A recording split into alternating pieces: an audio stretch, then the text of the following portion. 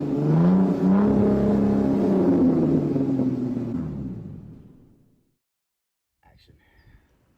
All right, hey, good morning, everybody. Today we're going to show you the 1993 Nissan 300ZX.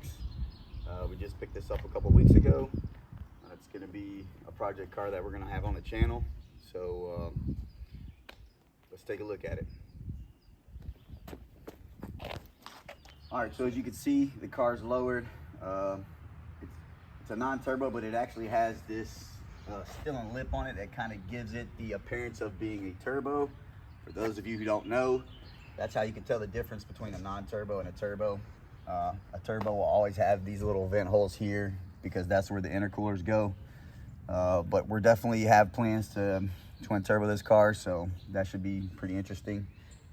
So the previous owner, you know, they lowered it, they added this lip, and it has a paint job.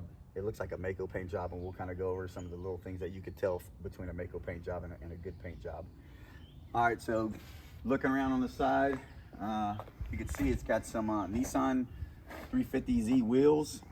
I was told these came from a 350 anniversary edition, but I haven't been able to confirm that yet.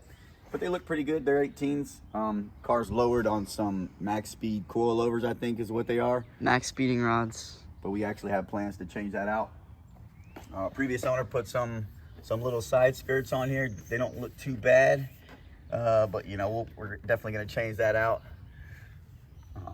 Going further towards the back of the car, you can actually see this spoiler on here, right? So we're actually going to be taking this spoiler off. The spoiler came from a Ford Mustang. Interesting. Previous owner added that on there. And then it has a full exhaust on there. Not sure what type of exhaust is on there. One bonus that we got is previous owner put the J-Spec taillights on there, and they're brand new, so pretty nice find there. Going around to the back side of the car. So we got the J-Spec taillights on there, and we also have a third brake light on here. This third brake light is kind of faded, as you can see.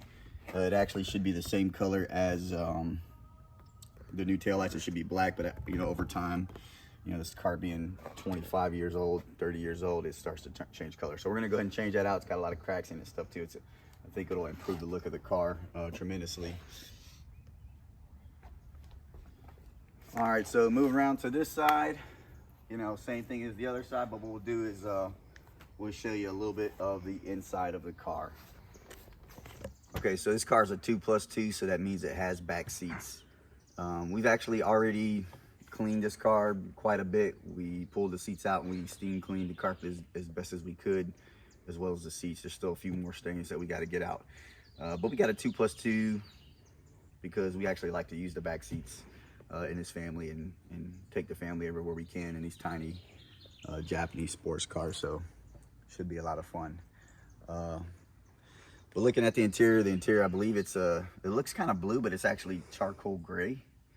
And there's some things that we need to fix on the interior, right? Some of this stuff is peeling off.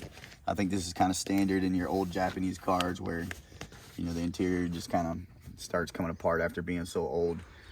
But overall, you know, not too bad. This car has 130,000 miles on it. And it looks like, you know, it wasn't completely trashed. It was taken decent care of.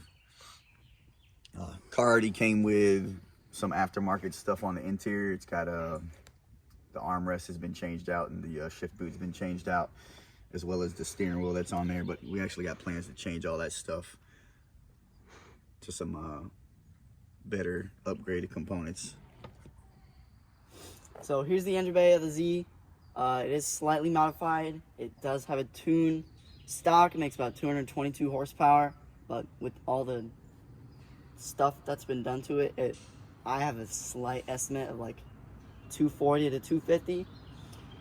First, you can see the coilovers, this like anodized aluminum orange stuff. It's got the Z1 intake. What's that called? Manifold, cold air intake. Manifold, whatever.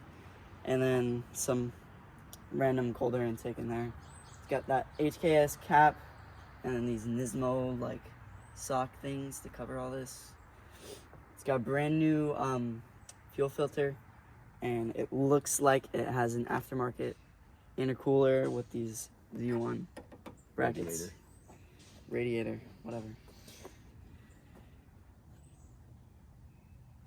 Yeah, just a few other things to point out too is before we can actually start daily driving this car, I've got to change out the headlights. Previous owner put yellow LEDs in the headlights, and maybe we'll get a shot for you and post that right here so you can see what that looks like. Looks pretty cool, but you can't really legally drive with yellow headlights, so we're gonna have to change that out. And then on top of that, there's an issue with the starter where sometimes it doesn't start, sometimes it does. So we got to swap the starter out, and hopefully that fixes that problem. A couple other things too. We'll do a video of us cleaning this engine bay, right? As you can see now, it's got some grime on and stuff like that, and I'll show you some tips and tricks on how to get your engine bay looking brand new. We could probably do a lot for this engine bay, make it look really, really good.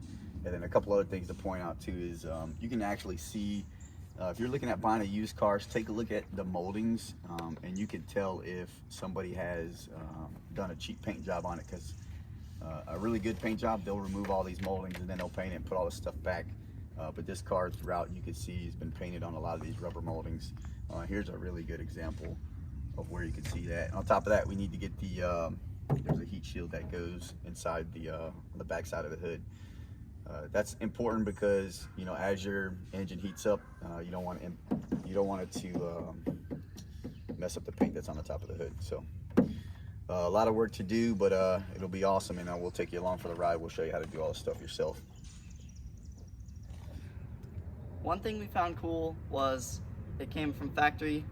Some of the 300ZXs came from factory with a nice little titanium key. What we're gonna do here for you is do a little cold start, kind of, and some little revs. Yeah, here we go.